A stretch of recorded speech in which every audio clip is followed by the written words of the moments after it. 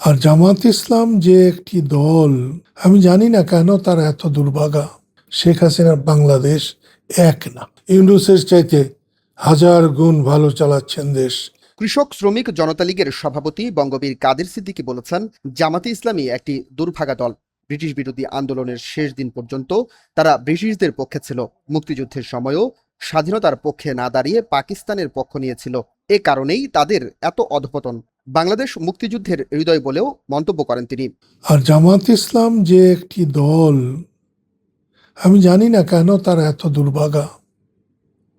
ব্রিটিশের বিরুদ্ধে পাকিস্তান আন্দোলন যখন হয়েছে, শেষ দিন পর্যন্ত জামাত ব্রিটিশের পক্ষে কাজ করেছে। বুকিং দিন city convention hall, Alamgir Hossain city, Gaital, Kishoreganj. আমাদের মা বোনের সম্মান নষ্ট করে, মানুষকে হত্যা করে, সেই সময় বাঙালির পক্ষে না দাঁড়িয়ে, স্বাধীনতার পক্ষে না দাঁড়িয়ে তারা কিন্তু পাকিস্তানের পক্ষে দাঁড়িয়েছে। এই জন্যেই তাদের এত অধপতন। জোর যতই দেখান, বাংলাদেশের প্রাণ কখনো তারা জয় করতে পারবে না। কিন্তু আমরা যারা বঙ্গবন্ধুর কর্মী, আমরা মানুষকে জয় করতে চেষ্টা করেছি। বৃহস্পতিবার দুপুরে কিশোরগঞ্জে জেলা কৃষক শ্রমিক জনতা লীগের সভাপতি আমিনুল ইসলাম তারেকের কবর জিয়ারত করতে এসে সাংবাদিকদের সঙ্গে আলাপকালে এসব কথা বলেন তিনি। ডক্টর মোহাম্মদ ইউনূসকে নিয়ে কাদের সিদ্দিকী বলেন, তিনি দেশের যে ক্ষতি করেছেন তার বিচার হলেও তা কম হবে। তবে জুলাই দিবসে তারেক রহমান ডক্টর ইউনূসকে যে সম্মান দেখিয়েছেন সেটিকে রাজনৈতিক সংস্কৃতি হিসেবে উল্লেখ করেন তিনি। একই সঙ্গে বলেন, জাতীয় ও আন্তর্জাতিক নানা সংকটের মধ্যেও বর্তমান সরকার অধ্যাপক ইউনূসের সময়ের তুলনায় ভালোভাবে দেশ পরিচালনা করছে। আমরা ইউনূসকে দেখতে পারি না।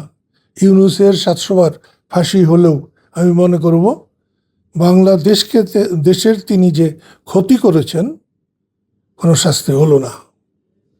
তারপরে ওই অনুষ্ঠানে যাওয়ায় তারেক রহমান যে তাকে পাশে বসিয়েছেন এবং তাকে বলতে দিয়েছেন,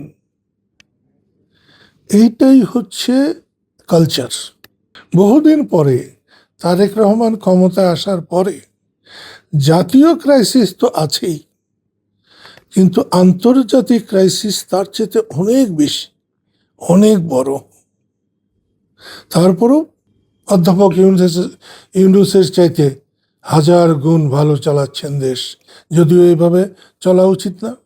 সাংবাদিকদের সঙ্গে কথা বলতে গিয়ে শেখ হাসিনার ডিসেম্বরে দেশে ফেরার গুঞ্জন প্রসঙ্গে তিনি বলেন, পরিকল্পিতভাবে এমন ঘোষণা এলে আওয়ামী লীগের নেতাকর্মীরা উৎসাহিত হতে পারতেন, কিন্তু এখন এ ধরনের ঘোষণায় নিরীহ নেতাকর্মীরাই ক্ষতিগ্রস্ত হচ্ছেন এবং অনেকেই জেলে যাচ্ছেন ও আইনি জটিলতায় পড়ছেন।